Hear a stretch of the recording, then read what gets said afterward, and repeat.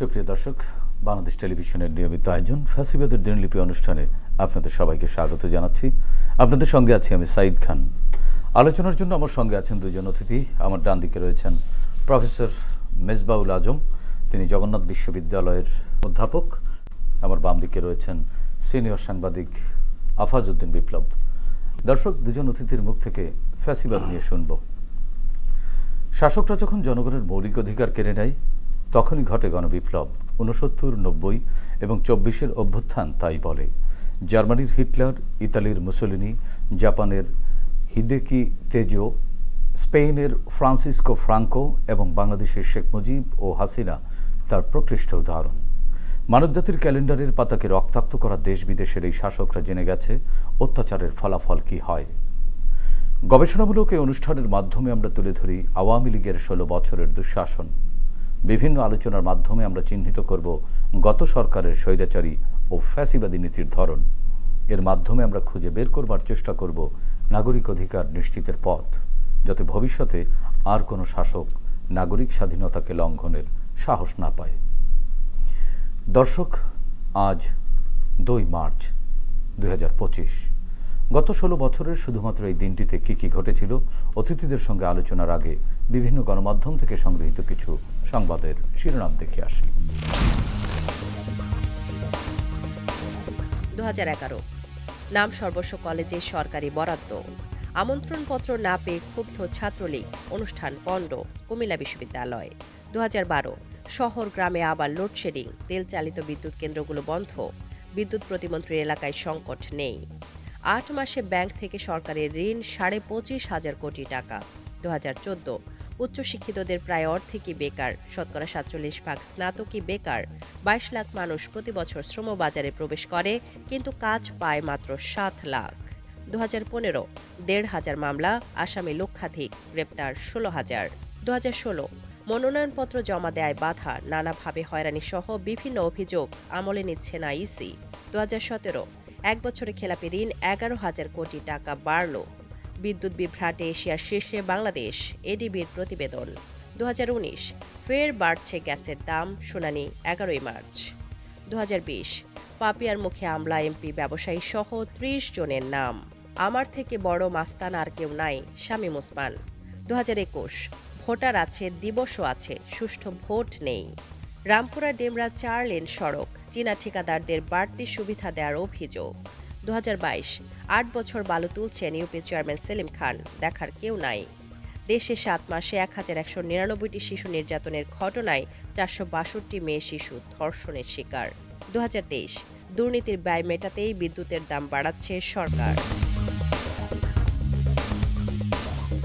Professor Mezba, আপনার কাছ থেকে একটু জানতে চাচ্ছি, আমরা একটি সংবাদের শিরোনামে দেখলাম দুর্নীতির দায় মেটাতেই বিদ্যুতের দাম বাড়াচ্ছে সরকার। সরকার সংশ্লিষ্ট মানুষদের এত থাকার পরও হরদম দুর্নীতির অভিপ্রায় কেন আসলে? সারা পৃথিবী আপনাকে লিখে দিলেও আপনাদের সম্পদের লিপ্সা কোনোদিন শেষ হবে না। মানে কার্ল মার্কস বা লেনিন মানে সোশ্যালিস্ট মানে একাডেমিশিয়ানরা এভাবে দেখিয়েছেন যে আপনি প্রথমে এইটা করতে করতে আপনি যখন সম্পদের বৈধ উপায়ে আপনি যখন আপনার সম্পদ আহরণ শেষ হয়ে যাবে আর বৈধ উপায়ে কোনো কিছু পাচ্ছেন না, তখন আপনি অবৈধ উপায়ে চলে যাবেন। অবৈধ উপায়ে যাওয়ার পর আপনি দেখবেন যে রাষ্ট্রের মধ্যে সব কিছু আপনার নেওয়া শেষ। তখন আপনি লেনিন বলতেছে যে তিনি তখন আরেকটা রাজ্য দখল করার জন্য চেষ্টা করবেন, আরেকটা রাজ্য দখল করার পর আরেকটা রাজ্যে তিনি চলে যাবেন। এইভাবে সারা পৃথিবী দখল হলেও মানে সম্পদের সম্প্রসারণবাদ, সম্পদের লিপ্সা কখনো শেষ হবে না। এটা মার্কসিয়ান অ্যানালাইসিস, মার্কসবাদীরা বলে, কিন্তু খুবই এটা এফেক্টিভ একটা অ্যানালাইসিস। আমাদের সাইকোলজিতে বা আমাদের আমলাদের সাইকোলজি, আমি সেটাই বলছি, সরকার সংশ্লিষ্টদের সাইকোলজিটা ঠিক সেটাই। এখানে সম্পদের লিপ্সা তাদের কোনো শেষ হবে না, এবং এই সম্পদের লিপ্সাটাকে এই যে কার্ল মার্কস যেভাবে ব্যাখ্যা করেছেন, এটা আমাদের সোসাইটিতে খুবই এটা এফেক্টিভ। এবং এটার জন্য কি প্রয়োজন? তাহলে মানুষের সম্পদের লিপ্সা যদি শেষ না হয় তাহলে করণীয় কি? করণীয় হচ্ছে রাষ্ট্রকে এমন মেকানিজম তৈরি করতে হবে, এমন নীতিমালা তৈরি করতে হবে যাতে এই অবৈধ উপায়ে সম্পদের লিপ্সার মধ্যে একটা লিমিটেশন, রেস্ট্রিকশন তৈরি করে দেওয়া যায় যে অন্য কোনো উপায়ে তোমার সম্পদ আহরণের কোনো সুযোগ নাই। এই দায়িত্বটা হচ্ছে রাষ্ট্রের। কিন্তু কথা হচ্ছে আপনি যেটি বললেন যে আমলারা কেন তাহলে এভাবে যাচ্ছে, এটা হচ্ছে একটা রাষ্ট্রে যখন ফ্যাসিবাদী রাষ্ট্র ব্যবস্থা যখন কায়েম হয় তখন যত চোর বাটপার, যত সিন্ডিকেট, যত দুর্নীতিবাজ, যত খুনি, সবগুলোকে এই ফ্যাসিবাদী শাসন যারা চালায় তাদের দরকার হয় তাদের শাসনকে টিকিয়ে রাখার জন্য। তখন তাদেরকে অবাধ সুবিধা দেয়া হয় সম্পদ লুট করার জন্য। মানে ফ্যাসিবাদ তার অপরাধ চক্রে তাদেরকে জড়িয়ে ফেলা হয় এবং এমন একটা চক্রের মধ্যে তাদেরকে জড়িয়ে ফেলা হয় যে তারা ওখান থেকে আর বেরো হতে পারে না। পুরো এটাকে আপনি বলেন যে এটাকে মাফিয়া চক্র বলতে পারেন, ব্ল্যাক ম্যাজিক। ওইখানে আপনি ঢুকে যাবেন, ওখান থেকে আপনি বের হতে পারবেন না, আপনাকে শাসাবে, তুমি যদি এটা না করে তাহলে তোমার এই পরিণতি হবে আর তোমাকে এটা করতেই হবে। আপনি একবার ওখানে ঢুকে গেলেই আপনি ওখান থেকে আর বের হতে পারবেন না। এটা কেন করে? এটা করে এই কারণে যে ফ্যাসিবাদী শাসনকে টিকিয়ে রাখার মূল টুলস হচ্ছে এগুলো। এই টুলসগুলোকে এফেক্টিভভাবে ব্যবহার করা হয়। ফ্যাসিবাদী শাসকরা এটাকে এফেক্টিভভাবে ব্যবহার করে, ফলে অবাধ দুর্নীতি, অবাধ লুটপাট চারদিকে ছড়িয়ে পড়ে এবং আপনার কাছে দেখে মনে হবে যে এত হাজার হাজার কোটি টাকা লুট করছে, তারপরে কেন সম্পদের বাসনা শেষ হয় না, তারপরে কেন আরও চাই আরও চাই। এটা আসলে রাষ্ট্রই ওই সুযোগটা করে দেয়। তাহলে একদিকে হচ্ছে আপনার মনের আপনার যে বাসনা, যে আপনি প্রচুর পরিমাণ সম্পদ আহরণ করতেই থাকবেন, এটা একদিকে। আরেকদিকে আপনাকে রাষ্ট্র সেই অবাধ সুযোগ করে দিচ্ছে। তাহলে দুইটার ম্যাচিংয়ের ফলে তাহলে কি অবস্থা হতে পারে, এটা আপনি চিন্তা করলে তাহলে বুঝতে পারবেন যে মানসিকতাই আসলে পরিবর্তন হয়। এইভাবে রাষ্ট্রকে ধ্বংস করে দেওয়া হয়, রাষ্ট্রের প্রতিষ্ঠানকে ধ্বংস করে দেওয়া। ব্যুরোক্রেসি তো একটা ইনস্টিটিউশন, পুরো ইনস্টিটিউশনটা ডিস্ট্রয় হয়ে গেছে, নষ্ট হয়ে গেছে। তারপরে পুলিশ একটা ইনস্টিটিউশন, পুরো পুলিশটাকে দেন, পুলিশকে তো ছাত্ররা ডিস্ট্রয় করে দিয়েছে 5 আগস্টের পরে। সেখান থেকে পুলিশকে এখন একটা ভালো পথে আপনাকে নিয়ে আসতে হবে, সেটার জন্য কাজ করতে হবে। আমলাতন্ত্রকে ডিস্ট্রয় করে দিয়ে গেছে গভর্নমেন্ট নিজেই, কিন্তু আমলাতন্ত্রে আমরা এখনো কোনো শুদ্ধি অভিযান আমরা কিন্তু চালাতে পারি। আদৌ কি সম্ভব? অবশ্যই এটা সম্ভব। এটা প্রথম দিকেই তো এটা করা দরকার ছিল। আপনি খবর জানেন মনে হয় যে 18 নির্বাচনের কয়েকজন ডিসি তাদেরকে ওএসডি করা হয়েছে এবং শোনা যাচ্ছে যে আসিফ মাহমুদ সজীব ভুইয়ার একটা পোস্ট থেকে আমরা জানলাম যে যাদের বয়স 25 বছরের উপরে আছে তাদেরকে বাধ্যতামূলক অবসর দেওয়া হবে। কিন্তু তার অপরাধের তো বিচার হলো না।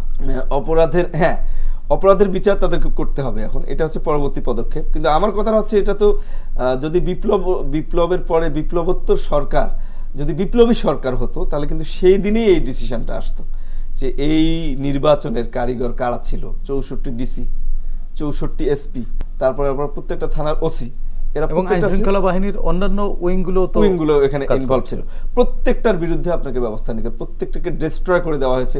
অবাধ সম্পদ আহরণ করেছে তারা। এই গভর্নমেন্টের এই ভোট ডাকাতির যে প্রকল্প, এই প্রকল্পের মধ্যে তারা ইনভলভ হয়েছে এবং রাষ্ট্রীয় সুযোগ সুবিধা নিয়ে একদিকে ভোট ডাকাতির প্রকল্প, অন্যদিকে কিন্তু সেই ডাকাতি করা ভোটের ক্ষমতাকে টিকিয়ে রাখবার প্রকল্প, এটিও কিন্তু দুইটাই একসাথে ম্যাচিং হয়েছে। মানে একটার জন্য এটাকে আমরা বলি যে ইন্টারডিপেন্ডেন্সি রিলেশনশিপ, অর্থাৎ একটা ছাড়া আরেকটা চলবে না। মানে অপরাধ চক্রের একটার সাথে আরেকটার একটা হচ্ছে মানে ফ্যাসিস্ট যারা ছিল তাদের অপরাধ চক্রের লোকজন ছাড়া তো তাকে টিকে রাখতে পারবে না। ফ্যাসিস্টদের সাথে তো ভালো মানুষ, সৎ মানুষ, এদের কোনো সম্পর্ক নেই, আইন বিধিবিধান এদের কোনো সম্পর্ক নেই। আর অপরাধ চক্র তারা সোসাইটিতে টিকে থাকতে হলে তারা যেভাবে অপরাধ করে, তার রাষ্ট্র যদি তাদেরকে প্রোটেকশন না দেয় তাহলে তাদের পক্ষে আবার সোসাইটিতে টিকে থাকা সম্ভব না। তাহলে এইটার ফলাফলটা আপনি খুঁজে পাবেন। আপনি দেখবেন যে একদিকে ফ্যাসিবাদী শাসক যারা তারা কিন্তু পালিয়েছে, পাশাপাশি দেখেন তারা পালিয়েছে মানে যারা অপরাধ চক্রের সাথে জড়িত তাদেরকে তারা প্রোটেকশন দিত। হ্যাঁ, তো প্রোটেকশনটা যখন নাই তখন তারাও কিন্তু পালিয়েছে। এবং পালানোর ধরনটা কি আপনি দেখেন, পার্লামেন্টের প্রত্যেকটা মেম্বার, ক্যাবিনেটের প্রত্যেকটা সদস্য, প্রত্যেকটা জেলা সভাপতি, জেলার সাধারণ সম্পাদক সহ অন্যান্য নেতৃবৃন্দ আওয়ামী লীগের, প্রত্যেকটা ইউনিয়ন লিডার, প্রত্যেকটা উপজেলা লিডার, প্রত্যেকটা পৌরসভার লিডার থেকে শুরু শেষ পর্যন্ত বায়তুল মোকাররমের মসজিদের ইমাম সবাই পালিয়েছে।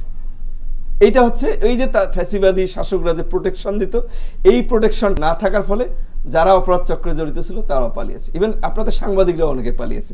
মানে বলে শেষ করা যাবে না যে কতজন পালিয়েছে, কারা কারা পালিয়েছে।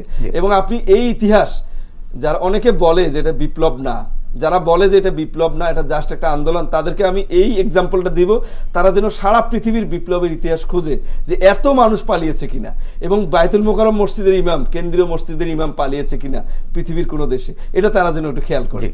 আফাজউদ্দিন বিপ্লব, আপনার কাছে জানতে চাই, আমরা একটি সংবাদে দেখলাম 8 মাসে ব্যাংক থেকে সরকারের ঋণ 25,500 কোটি টাকা। সরকার কি দুর্নীতি করতে করতে দিশেহারা হয়ে গিয়েছিল কিনা যে নিজের তহবিল শূন্য করে ব্যাংক থেকে লোন নিয়ে চলতে হয়েছিল? এটাও ঠিক ওই দুর্নীতির সাথেই জড়িত যে সরকার লুটপাট করতে করতে করতে করতে এক পর্যায়ে এমন একটা পর্যায়ে চলে যায় যে আর্থিক নিজের ব্যবস্থা, ঘরের জিনিসগুলো চুরি করে ফেলেছে। আর্থিক ব্যবস্থাটাকে এমন একটা পর্যায়ে চলে যায় যে যখন আপনার বাংলাদেশ ব্যাংক বলেন বা পুঁজিবাজার বলেন, সব জায়গার কোনো অর্থ আর যখন থাকে না, সব পাচার করে ফেলে, লুটপাট করে ফেলে, তখন আবার ব্যাংক থেকে ধার নিতে হয়। আবার ব্যাংক আবার বাংলাদেশ ব্যাংক থেকে ধার নেয়, বাংলাদেশ ব্যাংক আবার নতুন নোট ছাপিয়ে দেয়। এইভাবে এক ধরনের তারল্য সংকট দেখা দেয়, মুদ্রাস্ফীতি দেখা দেয়। মানে তখন একটা দিন শেষে এই বোঝা গিয়ে তো জনগণের হযবরল অবস্থার সৃষ্টি হয়, এবং দিন শেষে এটা গিয়ে সাধারণ জনগণের উপর মুদ্রাস্ফীতি হিসাবে 10 টাকার জিনিস আপনার 30 টাকা দিয়ে কিনতে হয়।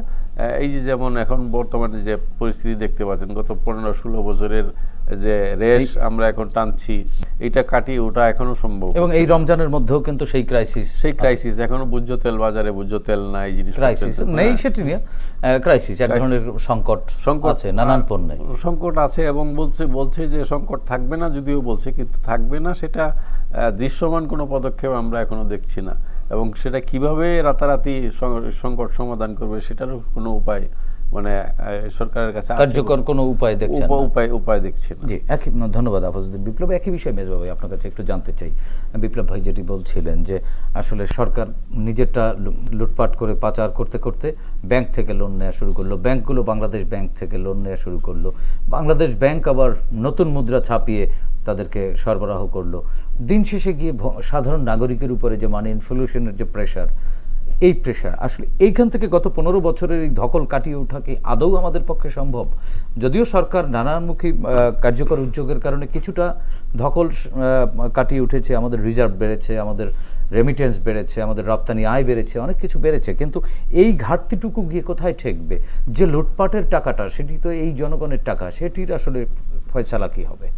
এটি আসলে অনেক বড় ধরনের একটা ক্ষতি হয়ে গেছে আর কি। এটি সম্পূর্ণরূপে এই একটা ভারসাম্যপূর্ণ অবস্থানে আসতে একটু সময় লাগবে। অর্থনীতির বিষয়টা অনেক জটিল। যেমন একটা এক্সাম্পল আপনাকে দিতে পারি যে আপনি সাধারণ মানুষের মধ্যে একটা ধারণা থাকে যে এই কত সুন্দর ফ্লাইওভার হয়েছে, কত সুন্দর রাস্তা হয়েছে, কত সুন্দর মেট্রো রেল, কত সুন্দর কি প্রজেক্ট আপনার স্যাটেলাইট, এই সেই, হ্যাঁ, কর্ণফুলী প্রজেক্ট, প্রত্যেকটাই কিন্তু বৈদেশিক ঋণ দিয়ে হয়েছে। এবং জনগণ কিন্তু বোঝে না, এটা সাধারণ মানুষের পক্ষে বোঝা সম্ভবও না যে এগুলো বৈদেশিক ঋণ নিয়ে করা হয়েছে এবং এটা বৈদেশিক মুদ্রা দিয়ে এই ঋণটাকে পরিশোধ করতে হয়। এবং এত বেশি পরিমাণ ঋণ নিয়ে ফেলেছে গভর্নমেন্ট, এবং প্রজেক্টগুলোতে যেটা 10,000 কোটি টাকা দরকার সেটা 30,000 কোটি টাকা মানে ধরা হয়েছে। এবং এগুলো যখন আনা হয়েছে, আনার পরে তো আপনাকে ঋণটা তো পরিশোধ করতে হবে। ঋণটা কোথা থেকে পরিশোধ হয়? সম্পূর্ণ আমাদের যে রিজার্ভ যেটা আছে সেই রিজার্ভ থেকে পরিশোধ হয়। রিজার্ভ থেকে যখন আপনার পরিশোধ হয় তখন আপনি 1 বছরের মধ্যে আপনার খেয়াল আছে যে বাংলাদেশ ব্যাংকের রিজার্ভ এমনভাবে কমে গেছিল যে গভর্নমেন্ট আমদানি সংকোচন নীতি অনুসরণ করতেছিল। অর্থাৎ যারা আমদানি করবে, ধরেন আপনি তাদের এলসি দেওয়া বন্ধ করে দিল। এর ফলাফলটা কি? এর ফলাফলটা হচ্ছে আমদানি দ্রব্য আপনার কমে গেল, মানে বাজারের সরবরাহ কমে গেল। সরবরাহ কমে যাওয়ার অর্থ হচ্ছে জিনিসের দাম বেড়ে গেল। তাহলে আপনি যদি এই চেইনটাকে যদি আপনি খেয়াল করেন, তাহলে এর মূল সূত্রটা দাঁড়াচ্ছে হচ্ছে আপনার ওই যে মেগা প্রজেক্ট আপনি নিয়েছেন, এই মেগা প্রজেক্টের কারণে যে আপনার জিনিসের দাম বেড়েছে বাজারে, মেগা ঋণ হয়েছে, প্লাস জিনিসের দাম যে বাজারে বেড়েছে। একটা সাবানের দাম যেখানে 30 টাকা ছিল সেই সাবানটা 50 টাকা হয়েছে। এটা সাধারণ মানুষ কিন্তু বুঝতেছে না যে মেগা প্রজেক্টের কারণে এটা হয়েছে।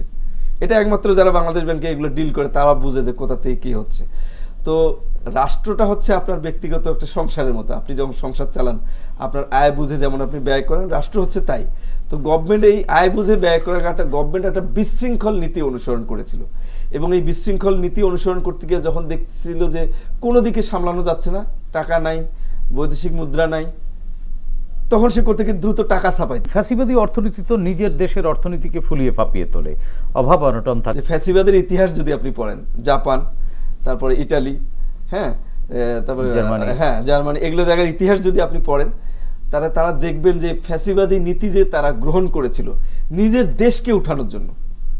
এবং হিটলার কি জাতিকে, তারা কখনো রাষ্ট্রের টাকা চুরি করেনি, রাষ্ট্রকে অন্যর হাতে তুলে দিতে চায়নি, তার উল্টাটা বরং করেছিল। তারা কি করেছিল? তারা যে সারা পৃথিবীর মধ্যে জার্মানি যারা জার্মান জাতির সুপ্রিমেসি প্রতিষ্ঠার জন্য, যে সারা পৃথিবীর মধ্যে জার্মান জাতি হচ্ছে শ্রেষ্ঠ এবং পৃথিবীকে শাসন করার অধিকার একমাত্র জার্মানদের আছে, এই ফিলসফি নিয়ে তারা এগিয়েছিল।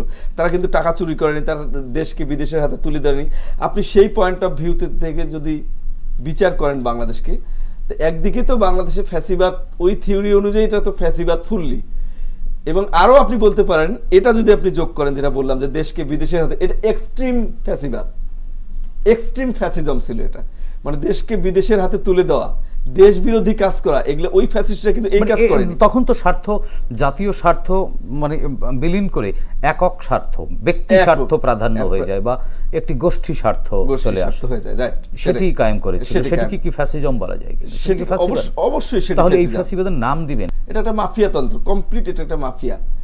আপনি দেখেন যারা টাকা লুট করেছিল তারা কিন্তু দেশের বাইরে চলে গেছে, তাদের কিন্তু সমস্যা নেই, কোনো সমস্যা নেই তাদের, এমন মাফিয়া চক্র, এবং তাদের অনেকে কিন্তু বিভিন্ন দেশের নাগরিকত্বও নিয়ে নিয়েছে, তারা এই দেশটাকে মিনিমাম অনেক করেন, আরাম আয়েশে তারা জীবন যাপন করতেছে। ফ্যাসিবাদ যে আপনি এক্সট্রিমলি নির্মূল করতে পেরেছেন তা কিন্তু না, এর পলিটিক্যাল উইংটা শুধু নির্মূল হয়েছে, এর কালচারাল এস্টাবলিশমেন্ট এখনো আছে, এর বিজনেস ইকোনমিক এস্টাবলিশমেন্ট এখনো আছে, এর ব্যুরোক্রেটিক এস্টাবলিশমেন্ট এখনো আছে, প্রত্যেকটা এস্টাবলিশমেন্ট আছে। এবং সবচেয়ে হতাশার বিষয় হচ্ছে যে আমাদের পলিটিক্যাল পার্টিগুলা, বিশেষ করে যেটাকে পলিটিক্যাল সফট পাওয়ার আমরা বলি, এই যে কালচারাল এস্টাবলিশমেন্ট ফ্যাসিবাদের, এইটার বিপরীতে পলিটিক্যাল পার্টিগুলোর কর্মসূচি কি, কাউন্টার ন্যারেটিভ দাঁড় করাতে তো পারেই নেই, কারণ তাদের কি পরিকল্পনা এটা এখন পর্যন্ত আমরা কোনো কিছু জানি না, যে তারা কিভাবে তারা কালচারাল এস্টাবলিশমেন্টকে তারা ধূলিসাৎ করে দিবে। আপনি কালচারাল এস্টাবলিশমেন্ট করতে গেলে তো এক ধরনের কালচারাল ফ্যাসিজমও কিন্তু কাজ করে, সেটা তো বলছি, সেটা তো করতে হবে। আপনার ওই ফ্যাসিবাদের কালচারাল এস্টাবলিশমেন্টকে তো আপনার সেই পদ, তাহলে বিপ্লব হলো কেন? আপনি বিপ্লবটাকেও তো বলতে পারেন ওই ব্যাখ্যায় যদি আমি যাই, তাহলে বিপ্লবের সময় যে এসে গণভবন ভেঙে দিলাম, তারপর উৎখাত করলাম, এটাকে আপনি ফ্যাসিবাদের সংজ্ঞায় বলতে পারেন যে এটাও তো তাহলে একটা ফ্যাসিবাদ, কিন্তু নো, এটা বিপ্লবের অংশ, it is the part of the revolution, এটা হতেই হবে, তা নাহলে আপনি ফ্যাসিবাদকে আপনি বিপ্লবও বলা যাবে না, কারণ ফ্যাসিবাদকে মোকাবেলা করতে হলে আপনাকে বিপ্লবের মধ্যে দিয়ে করতে হবে, এক্সট্রিম পর্যায়ে যেতে হবে। আপনি কখনো ইলেকশন, ভদ্রতা, সাধারণ কোন রাজনৈতিক কর্মসূচি, দিন দরবার, আলোচনা, এটা দিয়ে ফ্যাসিবাদকে কখনো উৎখাত করা যায় না। এটাকে যদি গণতান্ত্রিক ব্যবস্থার সামান্য ত্রুটি বিচ্যুতি যখন থাকে, এগুলো হচ্ছে ডায়ালগের মধ্য দিয়ে, বিধিবিধানের মধ্য দিয়ে, বিভিন্ন উপায়ে এটাকে ভদ্র ব্যবহারের মধ্য দিয়ে, যদি সহজ বাক্যে বলা যায় তাহলে হচ্ছে আইনি প্রক্রিয়ায়, যদি প্রক্রিয়ার মধ্যে যদি থাকে তাহলে আইনি প্রক্রিয়ায় মোকাবেলা করা যায়, কিন্তু ফ্যাসিজম তো কোনো আইনি প্রক্রিয়ার মাধ্যমে বিস্তার ঘটায় না। তাহলে আপনি কি হাসিনা বলতেছে আমি জোর করে ইলেকশন করছি না কি করছি সেটা পরের কথা, আমি একজন ইলেক্টেড প্রাইম মিনিস্টার, আমি 5 বছর আর থাকবো, এখন বিপ্লবীরা কি এটা মানবে? না।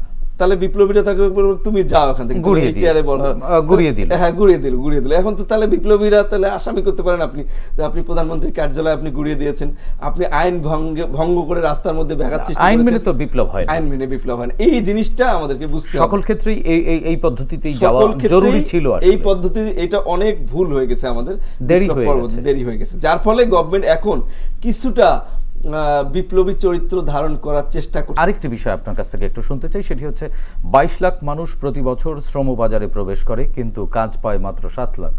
47% স্নাতকই বেকার।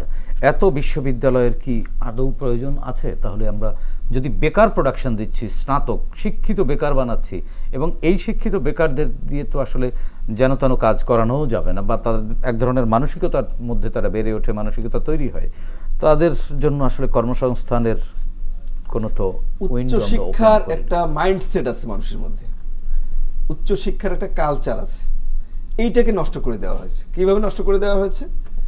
যে এমন ধারণা সৃষ্টি করা হয়েছে সোসাইটিতে যে প্রত্যেকটা মানুষকেই মাস্টার্স পাস করতে হবে, প্রত্যেকটা তরুণকেই মাস্টার্স পাস করতে হবে, কিন্তু সবাইকে বিশ্ববিদ্যালয়ে পড়তে হবে, রাইট। কিন্তু আপনি উন্নত দেশে যান, যতগুলো উন্নত দেশ আছে পৃথিবীতে, আপনি গিয়ে ওখানে একটা স্টাডি করেন, আপনি দেখেন যে সবাই বিশ্ববিদ্যালয়ে পড়বে, তরুণ সমাজের মধ্যে এই মানসিকতা আপনি 20-30-40% মতো পাবেন। ক্যারিয়ার বিল্ডিং এর ক্ষেত্রে ভার্সেটাইলনেস আছে তাদের মধ্যে, আসে। উচ্চশিক্ষা, তারা ব্যবসার দিকে যাচ্ছে, এন্টারপ্রেনার হচ্ছে, তারপরে তারা কারিগরি এডুকেশন নিচ্ছে, তারা নিজেরাই ফার্ম করছে, তারা মাল্টিন্যাশনাল কোম্পানির সিইও হচ্ছে। আর আমাদের তরুণ সমাজ কি? সবাই সরকারি চাকরি করতে হবে, সবাইকে বিসিএস দিতে হবে, এরকম একটা ধারণা তরুণ সমাজের মধ্যে আছে। শতভাগ শিক্ষার প্রকল্প নিয়ে এগিয়ে চলা, এবং সব বিশ্ববিদ্যালয়ে স্নাতকোত্তর শিক্ষায় শিক্ষিত করা, এটা উচ্চশিক্ষাকে কবর দেওয়ার জন্য একেবারে খুব এটা সুন্দর কি একটা পরিকল্পিত প্রকল্প। ছিল? এটা উচ্চশিক্ষাকে, এটা হ্যাঁ, আমি বলবো যে এটা ফ্যাসিবাদের যে যোগসূত্র, ফ্যাসিবাদের যে নেক্সাস, ফ্যাসিজমের পলিটিক্যাল উইং এবং ব্যুরোক্রেসির মধ্যে যে নেক্সাস, এটা হচ্ছে তারই ফলাফল। বাংলাদেশে যে 50-60টা নতুন ইউনিভার্সিটি করা হয়েছে, গ্রামে গঞ্জে, ইউনিয়ন, উপজেলা, কোনো জায়গায় বাদ নেই ইউনিভার্সিটি। এই আইনগুলোকে আপনি নিয়ে আসবেন, আইনগুলোকে বিশ্ববিদ্যালয়, প্রত্যেকটা বিশ্ববিদ্যালয়ে কিন্তু আলাদা একটা আইন আলাদা আছে, আলাদা আইন। আইনগুলো নিয়ে এসে আপনি দেখবেন, আইনটা আপনি সুন্দরভাবে পড়বেন। আর বিশ্ববিদ্যালয় বলতে কি বোঝায়, বিশ্ববিদ্যালয়ের স্বায়ত্তশাসন কেন দেয়া হয়, বিশ্ববিদ্যালয়ে কি হয়, ছাত্রদের বিশ্ববিদ্যালয়ের কাজ কি, শিক্ষকদের বিশ্ববিদ্যালয়ের কাজ কি, উচ্চশিক্ষার এনভায়রনমেন্ট কি, এগুলো আগে স্টাডি করবেন। এরপর আপনি আইনটা পড়বেন। আইনটা পড়লে আপনি কমপ্লিট ফ্যাসিজমের যত উপাদান আছে ওই আইনগুলোতে আপনি পাবেন। প্রত্যেকটা আমলা বিশ্ববিদ্যালয়ের ওই কমিটিগুলোতে কিভাবে থাকা যায় নিজের পছন্দ মতো এই আইনগুলো তৈরি করেছে। অথচ বিশ্ববিদ্যালয়কে বলা হয় স্বায়ত্তশাসিত। বিশ্ববিদ্যালয়কে স্বায়ত্তশাসন দেওয়া হয় এই কারণে যে বিশ্ববিদ্যালয়ে জ্ঞান চর্চা হবে, কিন্তু ওই জ্ঞান চর্চায় আপনি হস্তক্ষেপ করতে পারবেন না, এই জন্যই বিশ্ববিদ্যালয়ের স্বায়ত্তশাসন। কিন্তু বিশ্ববিদ্যালয়কে যদি আপনি বলেন যে ওটা সরকারি বিশ্ববিদ্যালয়, তাহলে তো মানে তো সরকারি হস্তক্ষেপ হলো। পাবলিক বিশ্ববিদ্যালয় আগে বলা হয়তো পাবলিক বিশ্ববিদ্যালয়, আপনি জানেন, আপনি ভয়ঙ্কর ব্যাপার, এটা কথাটা এখনো পাবলিকলি আসেনি। নতুন যে বিশ্ববিদ্যালয়গুলো করা হয়েছে এগুলোকে ওই সচিবালয় থেকে আমলারা বলে যে সরকারি বিশ্ববিদ্যালয়। বিশ্ববিদ্যালয় কোনো সরকারি হয় না। তো সরকারি যদি হয় তাহলে আমলাদেরকে আমি বলবো, তাহলে আপনি উপরে লেখেন না কেন গণপ্রজাতন্ত্রী বাংলাদেশ সরকার, তারপরে নিচে লেখেন যে জগন্নাথ বিশ্ববিদ্যালয় বা শাহজালাল বিজ্ঞান ও প্রযুক্তি বিশ্ববিদ্যালয়, এটা আপনারা লেখেন না কেন? আবার বিশ্ববিদ্যালয়ের শিক্ষকদেরকে সমস্ত সুযোগ সুবিধা থেকে বঞ্চিত করা হয়েছে। তো যখন সুযোগ সুবিধার কথা বলা হয় তখন বলে যে ওটা তো আপনারা তো আলাদা, ওটা তো স্বায়ত্তশাসিত। আর যখন স্বায়ত্তশাসিত বলে আমরা স্বাধীনভাবে কথা বলতে চাই, স্বাধীনভাবে আমরা ছাত্র ভর্তি করাতে চাই, তখন তারা বলে আপনারা তো সরকারি বিশ্ববিদ্যালয়। তাহলে আপনি কোন দিকে যাবেন? আপনি প্রত্যেকটা বিশ্ববিদ্যালয়ে আইন ঘেটে আপনি ওখানে ফ্যাসিবাদের এলিমেন্ট আপনি খুঁজে পাবেন। সব বিশ্ববিদ্যালয়গুলো সরকারের নীতিমালা মানতে বাধ্য নয়, তারা রাষ্ট্রের নীতিমালার আলোকে চলে। রাষ্ট্রের নীতিমালা এবং বিশ্ববিদ্যালয়কে সরকার গাইড করতে পারবে না। যেমন আপনাকে বলি, ফ্যাসিবাদের একটা উদাহরণ দিই আপনাকে। শেখ হাসিনা চলে যাওয়ার কয়েকদিন আগে, 5 আগস্টের কয়েকদিন আগে, প্রত্যেকটা বিশ্ববিদ্যালয়কে একটা চিঠি ইস্যু করা হয়েছিল ইউজিসি থেকে। চিঠিটা এমন যে চিঠিটার চেহারাটা দেখলেও আমার লজ্জা লাগে। চিঠিটা এমন যে এরকম একটা সাদা কাগজ, উপরে লেখা আছে গণপ্রজাতন্ত্রী বাংলাদেশ সরকার নাকি বিশ্ববিদ্যালয় মঞ্জুরি কমিশন, এরকম কিছু একটা লেখা আছে। নিচে লেখা আছে এত দ্বারা আজকে থেকে বাংলাদেশের সকল বিশ্ববিদ্যালয়ের ক্লাস এবং পরীক্ষা সহ যা কিছু আছে সব বন্ধ করা হলো। আমার মনে হয় বাংলাদেশের ইতিহাসে এইটাই প্রথম কোনো চিঠি যে চিঠিটা দিয়ে, একটা চিঠি দিয়ে সমস্ত বিশ্ববিদ্যালয়গুলোকে বন্ধ করে দেওয়া হয়েছে। অথচ বিশ্ববিদ্যালয় কোন দিন বন্ধ হবে, কোন দিন খোলা থাকবে, কোন দিন পরীক্ষা হবে, কোন দিন হবে না, এটা সম্পূর্ণ ডিসিশন নেয়ার এখতিয়ার বিশ্ববিদ্যালয়ের। মানে বিশ্ববিদ্যালয় করা হয়েছে মানে প্রচুর জেলায় জেলায়, আপনার বক্তব্য অনুযায়ী, বা উপজেলায় উপজেলায়। বিশ্ববিদ্যালয় জেলায় জেলায় হওয়ার মতো কোনো বিষয় নয়। বিশ্ববিদ্যালয় জেলায় জেলায় হতে হবে এটা কোনো, বিশ্ববিদ্যালয় হচ্ছে একটা ইউনিভার্সাল কনসেপ্ট। এক ধরনের এটা কোনো রিজিয়নকে চিন্তা করে, জি, বিশেষায়ন থাকতে হবে। কোনো রিজিয়নকে চিন্তা করে কখনো বিশ্ববিদ্যালয় করা হয় না। বিশ্ববিদ্যালয় হচ্ছে হবে এমন যেখানে নিয়োগ বিজ্ঞপ্তি আপনি দিবেন, সেই নিয়োগ বিজ্ঞপ্তি সারা ওয়ার্ল্ডে চলে যাবে, সারা ওয়ার্ল্ড থেকে স্কলাররা ওইটার জন্য আবেদন করবে। আপনি ছাত্র ভর্তি করাবেন, সারা ওয়ার্ল্ড থেকে ছাত্ররা আসবে, সবাই আবেদন করবে। এটার নাম হচ্ছে বিশ্ববিদ্যালয়। বিভিন্ন দেশের ছাত্ররা ওখানে স্টাডি করবে, একটা মাল্টি কালচারাল, মাল্টি রিজিওনাল একটা এনভায়রনমেন্ট, গ্লোবাল সিটিজেন। বিশ্ববিদ্যালয় হচ্ছে এই কনসেপ্ট। আমাদের এখানে চিন্তা করা হয় বিশ্ববিদ্যালয় রিজিওনাল, ওই এলাকায় আমাদের কুড়িগ্রামে একটা বিশ্ববিদ্যালয় করে রাখছে, পিরোজপুরে একটা করে রাখছে, কিশোরগঞ্জে একটা, কোনো জায়গা বাদ নেই। ওটা ইউনিয়ন না, উপজেলা না, জেলা, এটা দেখার কোনো টাইম নেই। বিশ্ববিদ্যালয় বানাও। আবার সেই বিশ্ববিদ্যালয়ের ভিসি এবং ট্রেজারার হওয়ার জন্য কিছু কিছু সরকারি অফিসারের খুব খায়েশ, তারা বিশ্ববিদ্যালয়ের ট্রেজারার হবে। দু একটাতে দেওয়াও হয়েছে, এটার জন্য অনেক প্রতিবাদ হয়েছে। এগুলো ভিতরের ঘটনাগুলো সামনে এখনো আসে নাই। একই বিষয় বিপ্লব ভাই, আপনার কাছ থেকে একটু জানতে চাই। ফ্যাসিবাদের লোকজনদেরকে ভিন্নভাবে খুশি করার জন্য বা তাদেরকে পুষে পেলে রাখার জন্য এই ধরনের প্রকল্প হাতে নেওয়া হয়, যাতে তারা এই ধরনের স্নাতকোত্তর বেকার না, এটাই আমি বলতে যাচ্ছি যে আসলে এই ধরনের বিশ্ববিদ্যালয় প্রতিষ্ঠার উদ্দেশ্য কখনোই শিক্ষিত জনগোষ্ঠী তৈরি করা, শুধুমাত্র সার্টিফিকেট বিলি করা এবং অর্থনৈতিকভাবে নিজেদের কিছু লোকদের লাভবান করার জন্য এই ধরনের প্রকল্প হাতে। দেশে 7 মাসে 1199টি শিশু নির্যাতনের ঘটনায় 462 মেয়ে শিশু ধর্ষণের শিকার। দৈনিক মানবজমিনের খবর ছিল এটি। গত সরকারের আমলে আমাদের সামাজিক অবস্থা কেমন ছিল? এটা আসলে আমাদের সামাজিক অবক্ষয়ের একটা করুণ চিত্র এটা। না, আমাদের তো কালচারালি তো আমাদের ডেভেলপ হওয়ার কথা ছিল। কথা ছিল, কিন্তু গত ফ্যাসিবাদের আমলে তো এই দিকটা আরো বেশি অবনতি হয়েছে। কারণ ফ্যাসিবাদের ছাত্রলীগের বিভিন্ন নেতারা ধর্ষণের সেঞ্চুরি উদযাপন করতেও দেখা গেছে। তো যাদের মানে সংগঠনের নেতা কর্মীরা এই ধরনের কালচারে উৎসাহিত হয়, তাদের আমলে শিশুরা, নারীরা কতটুকু নিরাপদ থাকবে সেটা এর থেকেও সহজেই অনুমেয়। জি, 7 মাসে 1199 শিশু নির্যাতনের মধ্যে 462 মেয়ে শিশুকে ধর্ষণের শিকার হতে হয়েছে। দৈনিক মানব জমিনের খবর। গত সরকারের যে এই যে সামাজিক যে ডেভেলপমেন্ট, এই ডেভেলপমেন্টটি আসলে কোন অবস্থায় ছিল? আসলে এটি কি নজরে আসেনি, না এটি আসলে বাদ দেওয়া হয়েছিল? যে একটা অপরাধী চক্রের কাছে গভর্নমেন্টের একটা আন্তনির্ভরশীলতার সম্পর্ক তৈরি হয়েছিল, যাতে গভর্নমেন্ট মনে করে যে আমাদের অপরাধী চক্রকে ঠিক রাখতে হবে, আর অপরাধী চক্র মনে করে যে গভর্নমেন্টকে যে কোনোভাবে আমাদেরকে টিকে রাখতে হবে।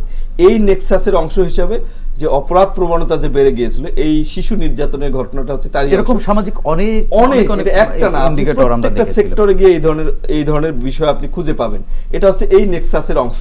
এর মধ্যে যে আইন শৃঙ্খলা পরিস্থিতি ধ্বংস হয়ে গিয়েছিল, তারপরে আপনার সামাজিক অবক্ষয় হয়েছিল, মানে যা যা হওয়া দরকার, একটা সমাজ, একটা রাষ্ট্র ধ্বংস হওয়ার জন্য যা যা দরকার সবকিছু হয়েছিল এই অপরাধী চক্র আর গভর্নমেন্টের যে মানে ইন্টারডিপেন্ডেন্সি রিলেশনশিপের কারণে যেটা হয়েছিল, সামাজিক যে স্ট্রাকচার সেটি ভেঙে গিয়েছিল।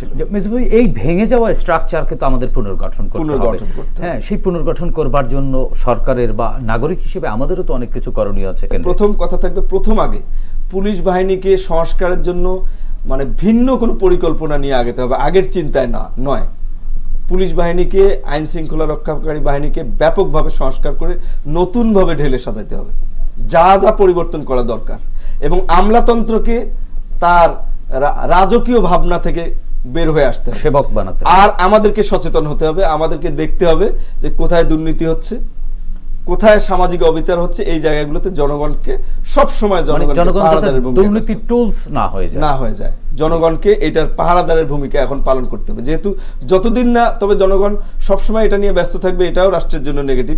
এই জন্য আইন শৃঙ্খলা বাহিনী যখন 100% তৎপর হয়ে যাবে, তখন জনগণকে আর সেটা লাগবে না। কিন্তু আপাতত জনগণ যদি এটা থেকে দূরে সরে যায়, এই অপরাধ প্রবণতা বেড়ে যাবে, যেহেতু আবারও অরক্ষিত হয়ে যাবে, যেহেতু পুলিশ বাহিনী অ্যাক্টিভ নয় এখন পর্যন্ত। ধন্যবাদ বিপ্লব ভাই। একই বিষয়ে আসলে এই ভেঙে যাওয়ার সমাজকে গড়বার জন্য আপনার কি পরামর্শ বা কি করা উচিত?